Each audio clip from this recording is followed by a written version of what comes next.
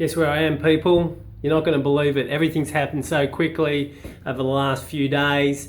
I didn't even have a chance to do a pre-episode on this episode, which was what I was intending to do. I'm in the great US of A. Why great? Well, you're 49% of my viewers, so I'm going to have to tell you something. I'm in a place called Florida, Tampa, Florida, and I'm looking at a very good, cheap, old boat. Well, it wasn't all smooth sailing getting here.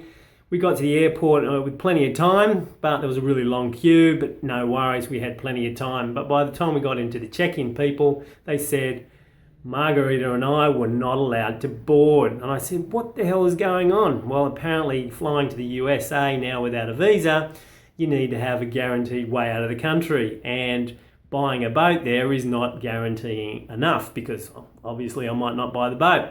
So with 20 minutes before we could get our luggage in and on really terrible Wi-Fi from the airport, we were trying to madly book a way out of the country before we even got into the country.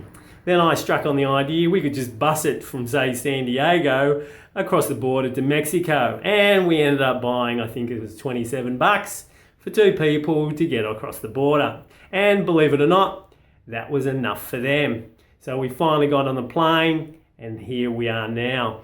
Now, Margarita being around, that's an episode in itself. She's been an absolute trooper. She's been working her heart out. And if it wasn't for her, we wouldn't have half the funds.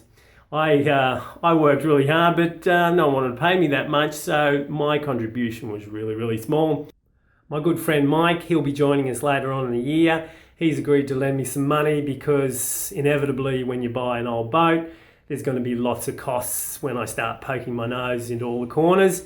So good on you, Mike, for doing that. And no, you're not that old, so good stuff. All things good, we'll be seeing the boat soon. So fingers crossed, hey, because, you know, they say one thing and the boat might be entirely different. So here we go.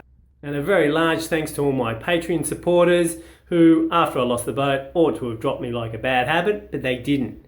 And that makes all the difference. So good on you for that. We wouldn't be in this position if it wasn't for you. Keep on supporting, and hopefully in about, well, by the end of the week, we ought to have a new boat. Well, a new old boat. Well, a new really old boat.